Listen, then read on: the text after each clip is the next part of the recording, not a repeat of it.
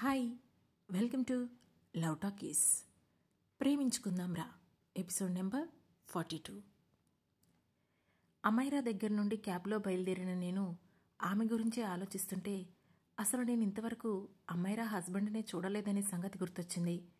వాళ్ళ పెళ్లి జరిగే టైంకి నేను నా పనుల్లో తలమునకలుగా అయిపోవడంతో తన గురించి ఆలోచించే తీరిక, ఆలోచన రెండూ నాకు లేవు.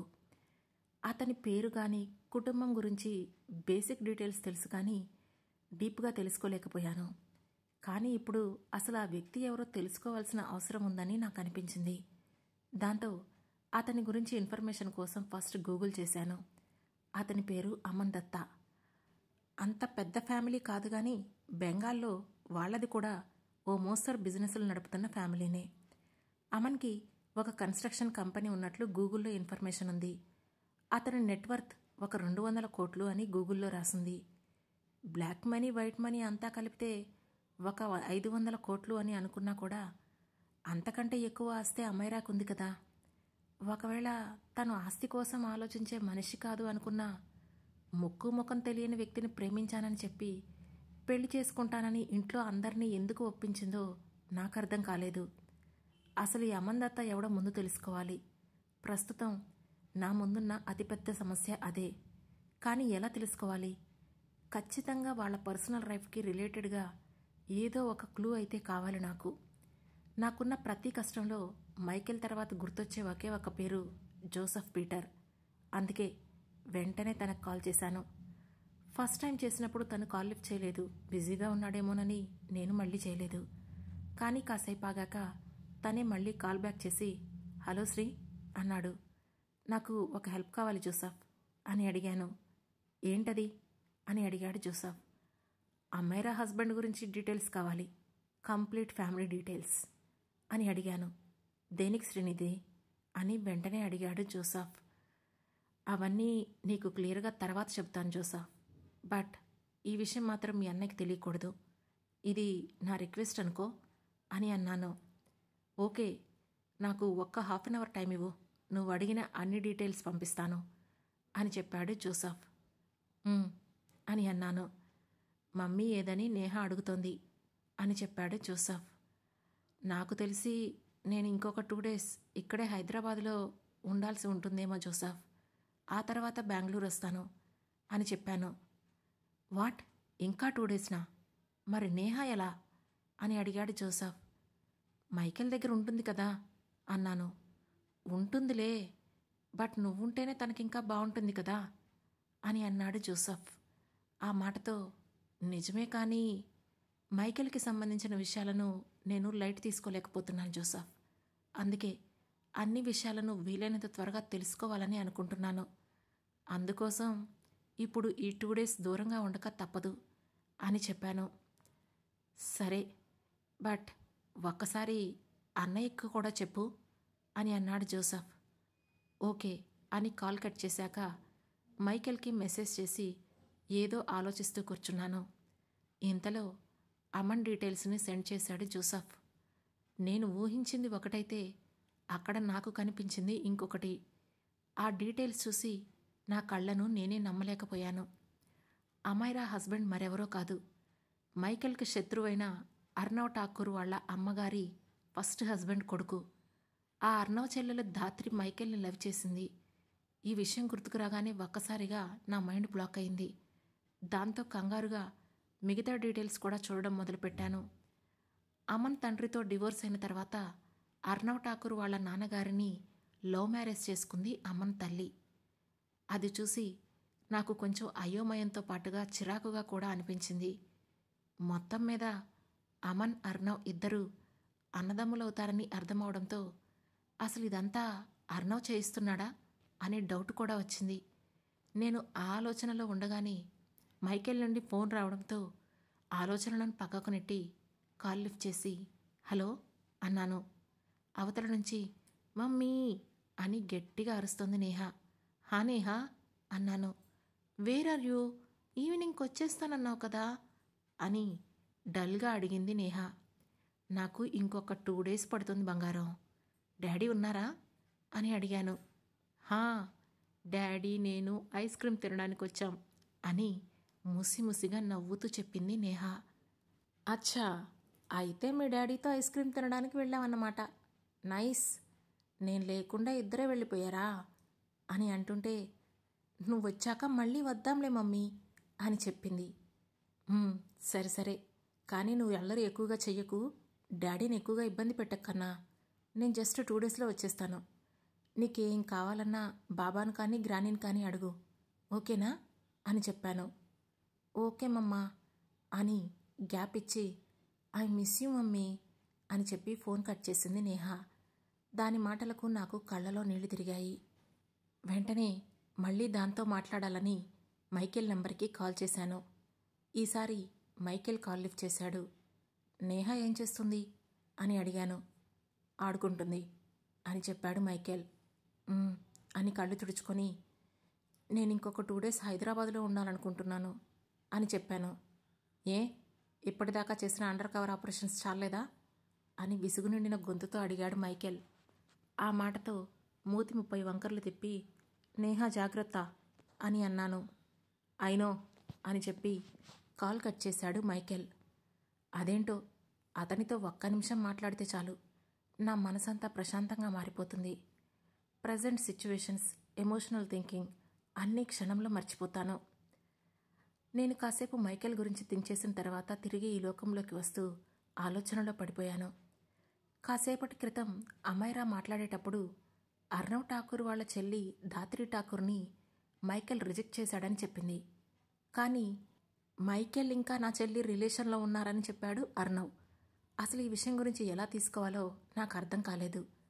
ఒక క్షణం పాటు కళ్ళు మూసుకుని ఆలోచిస్తే అక్కడే ఏదో లింక్ మిస్ అవుతున్నట్లు, మిస్కమ్యూనికేషన్ కూడా ఉన్నట్లు అనిపించింది. దానివల్లే ఈ గొడవలన్నీ వచ్చాయని డౌట్ కూడా వచ్చింది. కానీ దాని గురించి ఎవరిని అడగాలో తెలియడం లేదు. సరిగ్గా అదే టైంకి నాకు గుర్తొచ్చిన వ్యక్తి అమర్. దాంతో వెంటనే అమర్కి కాల్ చేసి కలవాలని చెప్పాను. తానొక అడ్రస్ ఇచ్చి అరగంటలో వస్తానని చెప్పాడు.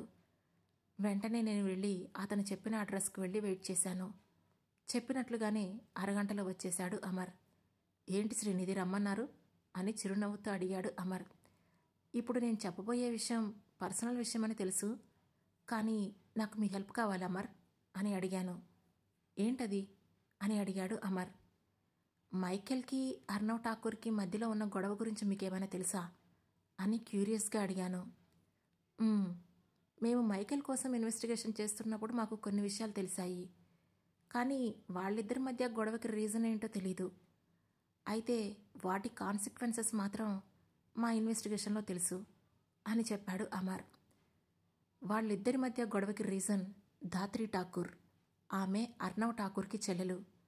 కానీ అక్కడే ఏదో మిస్కమ్యూనికేషన్ ఉందనిపిస్తుంది. అసలు మైకేల్కి ధాత్రికి రిలేషన్ లేదని కొందరు చెప్తుంటే, ధాత్రితో రిలేషన్లో ఉండి తనను మోసం చేశాడని అర్నవ్ అనుకుంటున్నాడు. ఎందుకో మనం వెతుకుతున్న ప్రాబ్లంకి నాకు ఇక్కడి నుంచే లీడ్ దొరుకుతుందని అనిపిస్తుంది అని చెప్పాను. వాట్? ఆ ఇద్దరు ఎంత టాప్ బిజినెస్ మన్లు, ఇంత చిన్న విషయం కోసం గొడవ పడతారా అని నుదురు చిట్లిస్తూ అనుమానంగా అడిగాడు అమర్. ఇది చిన్న విషయమా అమర్? నిజంగా ఇది మీకు ఇంత చిన్న విషయంలో అనిపిస్తుందా అని అడిగాను. అమర్ ఏమీ మాట్లాడలేదు. ఈ దేశంలో ఆడవాళ్ళని ఎవరు మనుషుల్లా ట్రీట్ చేయరు కదా అమర్, అందరూ వాళ్ళ సొత్తులాగే ట్రీట్ చేస్తారు. ఒక విషయం చెప్పు, ఇప్పుడు నీ పరువు పోవాలంటే మనం పెద్ద పెద్ద పనులేవి చేయాల్సిన అవసరం లేదు. ఎవరో దారిన పోయేవాడు మన ఇంట్లో ఆడవాళ్ళని ఏదో ఒక మాట అంటే చాలు కదా. ఇక్కడ కూడా అదే జరుగుంటుంది. అర్నవ్ కూడా ఈ విషయాన్ని అలానే సీరియస్గా తీసుకున్నాడేమో మనకు తెలియదు కదా. నాకెందుకో అసలు ఈ గొడవ మొత్తం ధాత్రి ఠాకూర్ నుంచే స్టార్ట్ అయిందని స్ట్రాంగ్గా అనిపిస్తుంది అని చెప్పాను. సో మనం ధాత్రి ఠాకూర్ని కలిసి సరిపోతుందన్నమాట అన్నాడు అమర్. నో, ధాత్రి ఠాకూర్ ఇప్పుడు లేదు, చనిపోయింది అని చెప్పాను. ఈసారి నిజంగానే నమ్మలేకపోయాడు ఏమో మరి. వాట్ అని కీచుగా అరిచాడు అమర్. ఎస్, సో ఇప్పుడు మనకు కావలసింది చెప్పగలిగే వ్యక్తులు 3. 1 అమైరా, 2 అర్నవ్, 3 అమన్ అని చెప్పాను. యు ఆర్ రైట్ అన్నాడు అమర్. అందరికంటే ముందు మొత్తం ఇన్ఫర్మేషన్ మైకేల్కి కూడా తెలుసు, కానీ తనని అడిగేద్దాము, కానీ తన నుంచి ఇన్ఫర్మేషన్ తెలుసుకునే సత్తా కానీ మనకు లేదు. So just leave him. ఇక ఈ ముగ్గురులో నాకు తెలిసినంతవరకు అమైరాని ఇంటరాగేట్ చేయడం చాలా ఈజీ. ఎందుకంటే తను మానసికంగా బాగాలేదు. నాకు తెలిసినంతవరకు మనం తనకు 3rd డిగ్రీ ట్రీట్మెంట్ ఇస్తే చాలు, నిజాలన్నీ చెప్పేస్తుంది అని అన్నాను. 3rd డిగ్రీ ట్రీట్మెంట్ ఇవ్వాలంటే అసలు తనకు నిజాలన్నీ తెలుసని మనకి ఒక కాన్ఫిడెంట్ లీడ్ ఉండాలి అని చెప్పాడు అమర్. కాన్ఫిడెంట్ లీడ్ అంటే అర్థం కాలేదు అని అన్నాను. అంటే అమైరా దగ్గర ఇన్ఫర్మేషన్ ఉందని మనకి ఒక స్ట్రాంగ్గా ఆధారం కావాలి అన్నాడు. ఓ అని ఒక క్షణం ఆలోచించాను. కాసేపటి క్రితం అమైరా చెప్పిన మాటల్ని మళ్ళీ గుర్తు చేసుకున్నాను. అప్పుడు నాకు స్ట్రైక్ అయింది ఒక విషయం. వెంటనే అమర్తో, ఎస్, ఖచ్చితంగా అమైరాకి నిజాలన్నీ తెలుసు అమర్. ఎందుకంటే నాకు అవార్ట్ అయిందన్న సంగతి ఎవ్వరికీ తెలీదు. ఈవెన్ మైకేల్ పేరెంట్స్కి, జోసెఫ్కి కూడా తెలీదు. మైకేల్ మీద డీప్ లెవెల్ ఇంట్రాగేషన్ చేస్తున్నారు కాబట్టి మీకు తెలిసే ఛాన్స్ ఉంది. కానీ మరి ఈ విషయాలన్నీ అమైరాకి మాత్రం తెలిసిపోయాయి. తనకెలా తెలిసాయి అని కొంచెం ఆతృతగా అన్నాను. ఎస్, మరి అమైరాకి ఎలా తెలుసు అని అడిగాడు అమర్. అదే కదా నేను కూడా అనేది. తన మాటలు వింటుంటే తనకి నాకు జరిగిన ఇన్సిడెంట్కి ఎక్కడో ఒక రిలేషన్ ఉన్నట్లు అనిపిస్తుంది. అసలు తనెందుకు నా మీద రిగ్రెట్ ఫీల్ అవ్వాలి, నాకెందుకు సారీ చెప్పాలి? ఆ సంథింగ్ ఏదో ఇక్కడే ఉంది, కానీ అది బయటికి రావడం లేదు. అది బయటికి వస్తే గానీ నాకు మనశ్శాంతిగా ఉండదు అని అన్నాను. అసలు మైకేల్ గురించి ఇన్ఫర్మేషన్ తెలుసుకోవడానికి మా డిపార్ట్మెంట్కే దగ్గర దగ్గర 6 months పట్టింది. అలాంటిది అమైరాకి ఇవన్నీ తెలుసంటే సంథింగ్ ఈజ్ సస్పిషియస్. మా సీనియర్స్ దగ్గర పర్మిషన్స్ అన్నీ తీసుకొని వెంటనే తనకి ఇంటరాగేషన్ స్టార్ట్ చేద్దాం అని చెప్పాడు అమర్. ఓకే, బట్ వాళ్ళ ఫ్యామిలీ వాళ్ళంతా బిజినెస్ సైడ్ ఉన్నారు, సో మీకేం ప్రాబ్లం అవ్వదు కదా అని కన్సర్న్గా అడిగాను. We are the highest civilian agency, so అదేం పెద్ద ప్రాబ్లం కాదులే. మా సీనియర్స్ నుంచి ఆర్డర్స్ రానివ్వండి, ఈ వీకెండ్కే ప్రొసీడ్ అవుదాం అని చెప్పాడు అమర్. ఓకే, మీకు ఆర్డర్స్ వచ్చాక వెంటనే నాకు ఒకసారి ఫోన్ చేయండి. అండ్ మ్యాక్సిమం ఈ 2 daysలోనే వర్క్ అంతా ఫినిష్ అయ్యేలా చూసుకుందాం. మళ్ళీ నేను బెంగళూరు వెళ్ళాలి. నేహ ఒక్కరితే ఉంది కదా, తనకి కష్టమవుతుంది అని అన్నాను. ఓకే, బట్ నేహ వాళ్ళ నాన్న దగ్గరే ఉంటుంది కదా, ఇంకేంటి ప్రాబ్లం అని అడిగాడు అమర్. ఉంటుంది, కానీ తను నోరు తెరిచి ఎవరిని ఏది ఫ్రీగా అడగలేదు. నేనుంటేనే కొంచెం ఫ్రీగా ఉంటుంది అని చెప్పాను. She is not Michael's daughter, yam I right అని సడన్గా అన్నాడు అమర్. వాట్ అని కళ్ళు చిట్లించి తన వైపు చూశాను. తను మైకేల్ కూతురు కాదు, తనకి మైకేల్కి ఎలాంటి సంబంధం లేదు అని ఈసారి చాలా క్లియర్గా అన్నాడు అమర్. వాట్, మీరేం మాట్లాడుతున్నారో తెలుస్తుందా అని కొంచెం సీరియస్ అవుతూ అడిగాను. మీరు కోపడినంత మాత్రాన నిజం అబద్ధమైపోదు మిసెస్ శ్రీనిధి మైకేల్ పీటర్ అని గంభీరంగా చెప్పాడు అమర్. నో అన్నాను, కానీ ఆ మాట ఈసారి నా గొంతులోనే ఆగిపోయింది. నేహా శర్మ మైకేల్ పీటర్కి కూతురు ఎలా అవుతుంది?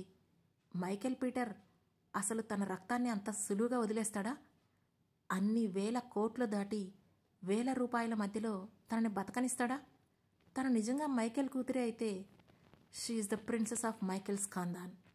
మామూలు మనుషులకు కనీసం చూడడానికి కూడా అర్హత లేని కోట నుండి మామూలు మనుషుల్లో బ్రతకడానికి పంపిస్తాడా అని అడిగాడు అమర్. తను అడిగిన ప్రశ్నకు నా దగ్గర సమాధానం లేదు. అందుకే బ్లాంక్గా చూస్తూ ఉండిపోయాను. ఇంతలో అమర్ మళ్ళీ మాట్లాడుతూ, తను జశ్వంత్ శర్మకి కూతురు, తల్లి కూడా మీరు కాదు, ఆద్య శర్మ మీ sister. Am I right Mrs Srinidhi Michael అని సూటిగా అడిగాడు అమర్. ఆ క్షణం అతని కళ్ళలో కనిపిస్తున్న కాన్ఫిడెన్స్కి నాకు కొంచెం భయం వేసింది. ఈ క్షణం వరకు నేహా బ్రతుకు బయటపడకుండా నేను చేసిన ప్రయత్నాలన్నీ ఒక్క క్షణంలో విఫలమైనట్లు అనిపించాయి. అందుకే అతని వైపు చూస్తూ, కానీ ఎలా అని విస్మయంగా అడిగాను. I think now you know what we are capable of.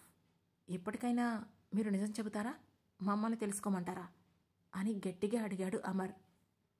నేను మీకు నిజం చెప్తే ఆ నిజం బయటికి రాదని నాకు గ్యారంటీ ఏంటి అని అడిగాను. ట్రస్ట్ మీ అని చెప్పను కానీ trust the government, we are for you అని చెప్పాడు అమర్. దాంతో ఒక క్షణం సైలెంట్గా చూశాను. ఆ తర్వాత దీర్ఘంగా ఊపిరి పీల్చుకొని, అవును, నేహ నా చెల్లెలి కూతురు. మా బావ నా చెల్లిని సెడ్యూస్ చేసి డ్రగ్స్ ఇచ్చి తనని ఫోర్స్ చేయడం వల్ల పుట్టిన కూతురు అని కళ్ళలో నీళ్లు ఉబికి వస్తుంటే ఏడుపు ఆపుకుంటూ చెప్పాను. వెంటనే నా చేతికి టిష్యూ ఇచ్చి, ప్లీజ్ కంట్రోల్ యువర్ సెల్ఫ్ అన్నాడు అమర్. I can't Amar. నా లైఫ్లో నేను మాత్రమే ఓడిపోకుండా నా చుట్టూ ఉన్నవారిని ఓడించి దేనికి పనికిరాని ఒక లూజర్గా మిగిలిపోయాను. అవన్నీ గుర్తొచ్చిన ప్రతిసారి I can't just sit quiet because it's my life అని గట్టిగా చెప్పాను. ఐ అండర్స్టాండ్ కానీ అని అమర్ ఏదో అంటుంటే, మీరే కాదు, ఎవ్వరూ నా బాధని అర్థం చేసుకోలేరు అమర్. ఎందుకంటే అవన్నీ అనుభవించింది నేను, వాటిని దగ్గరుండి చూసింది నేను, వాటిని దాటుకొని వచ్చింది నేను. జస్ట్ ఇమాజిన్, అప్పుడే కాలేజ్ అయిన ఒక అమ్మాయి ఇలాంటి వాటిని తన లైఫ్లో కనీసం ఊహించగలదా? సంవత్సర కాలంలో నా జీవితం పూర్తిగా తల్లకిందులైపోతుందని నేను కూడా ఎప్పుడూ అనుకోలేదు. కానీ వాటన్నింటినీ దాటొచ్చాను కదా. ఈ 4 ఏళ్ల నా జీవితంలో నేను నేర్చుకుంది ఒక్కటే, కొన్ని విషయాలు దాచడం వల్లనే మనకి విలువ వస్తుందంటే ఆ విషయాలు దాచుకోవడం మనకే మంచిది. ఇప్పుడు నేహ ఎవరికి పుట్టింది, ఎలా పుట్టింది అనే విషయం బయటకొస్తే తనకి సొసైటీలో ఎదురయ్యే అవమానాలు చాలా దారుణంగా ఉంటాయమ్మర్. భర్త వదిలేసిన స్త్రీకి మాత్రమే కాదు, తండ్రి లేని బిడ్డలకు కూడా ఈ సమాజంలో విలువలేదు అని అన్నాను. ట్రస్ట్ మీ, ఈ విషయం బయటికి రాకుండా చూసే బాధ్యత నాది అని నా చేతి మీద చెయ్యేసి చెప్పాడు అమర్. ఇక అతని దగ్గర దాచడం వల్ల ఉపయోగం లేదనిపించింది. అందుకే జరిగింది చెప్పడం స్టార్ట్ చేశాను. ఆ రోజు ఆద్యని హాస్పిటల్కి తీసుకుని వెళ్ళేసరికి సివియర్ బ్లీడింగ్ అవుతుంది తనకి. నాకు ఒక క్షణం కూడా కాళ్ళు చేతులు ఆడలేదు. తనకు అన్ని టెస్టులు చేసిన తర్వాత తను ప్రెగ్నెంట్ అని తేల్చేసింది డాక్టర్. ఆ క్షణం ఏం చెయ్యాలో కూడా నాకు పాలుపోలేదు. అసలే బిడ్డను పోగొట్టుకొని బాధలో ఉన్నాను కదా. అందుకే ఆద్య కడుపులో బిడ్డను చంపేయమని నేను అంత ఈజీగా చెప్పలేకపోయాను. అమ్మ వచ్చేంత వరకు వెయిట్ చేస్తూ కూర్చున్నాను. కాసేపటికి అమ్మ అక్కడికొచ్చింది. ఏమన్నారు డాక్టర్ గారు అని వస్తూనే అడిగింది. వెంటనే తన 2 చేతులు పట్టుకొని, ఆద్య ప్రెగ్నెంట్ అమ్మా అని చెప్పాను. ఏంటి అని నమ్మలేనట్లుగా అడిగింది అమ్మ. నిజమే అన్నట్లు కళ్ళార్పాను. ఏం మాట్లాడుతున్నావు శ్రీనిధి? ఛీ, దాని వయసెంత? అప్పుడే అది ప్రెగ్నెంట్ ఏంటి? నువ్వేదో పొరబడుతున్నావు. ఆ డాక్టర్ సరిగ్గా చూసిందే లేదో, ఎవరివైనా రిపోర్ట్స్ మారుంటాయేమో అని అంది అమ్మ.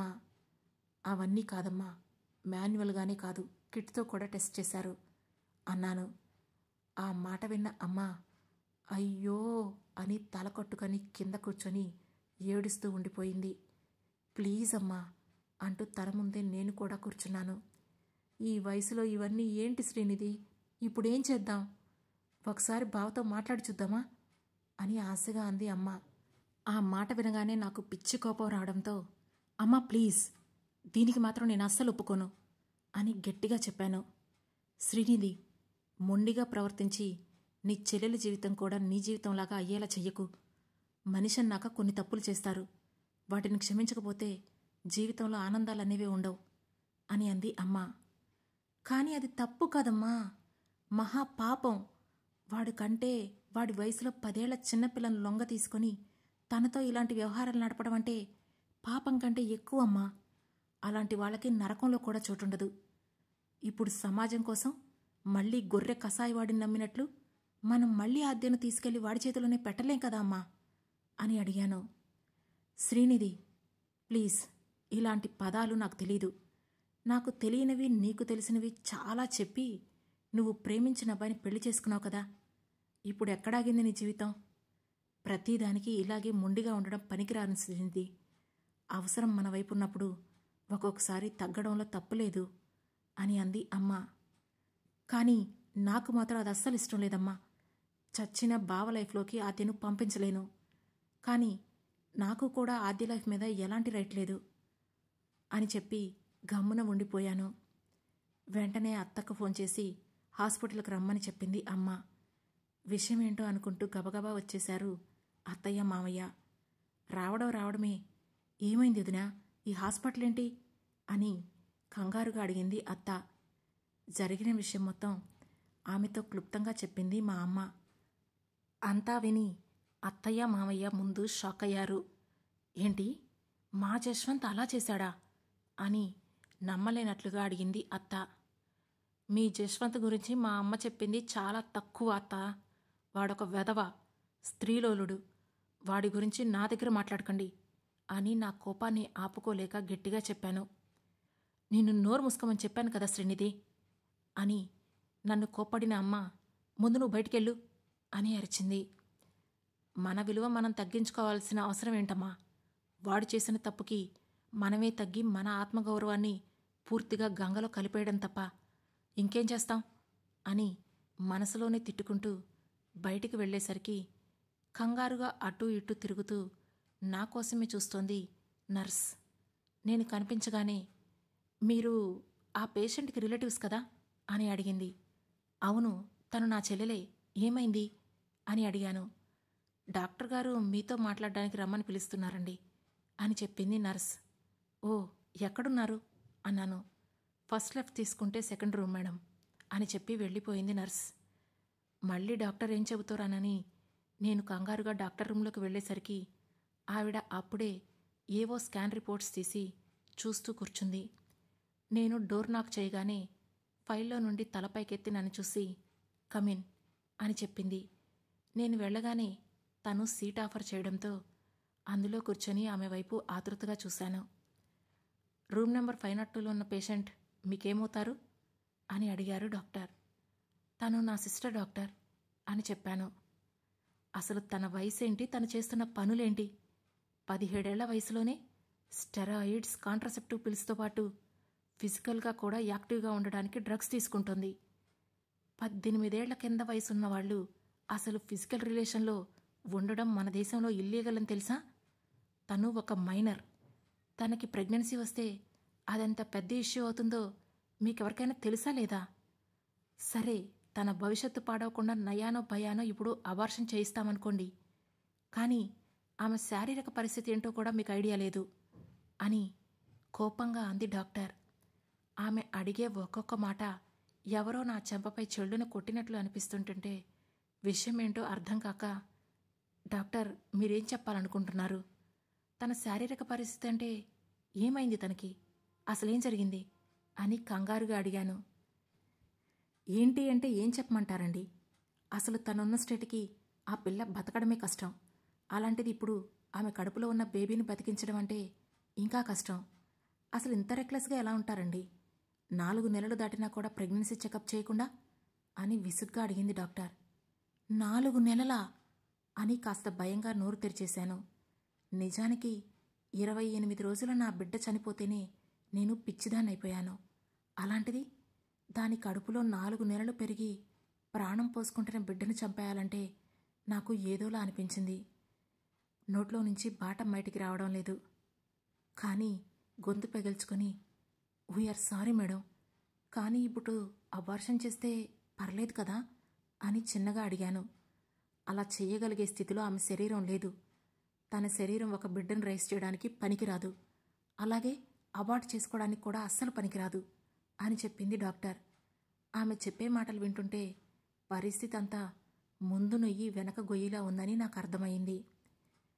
అబార్షన్ చేసే టైంలో కలిగే హై టెన్షన్ వల్ల తన శరీరం మొత్తం చచ్చిపోయి పడిపోవడానికి ఛాన్స్ ఉంది. అలా అని ఆ బిడ్డను రైస్ చేయడానికి ఆమె గర్భసంచికి కూడా అంత స్ట్రెంగ్త్ లేదు. 6-7 నెలలకు మించి ఆమె గర్భాన్ని మొయ్యలేదు.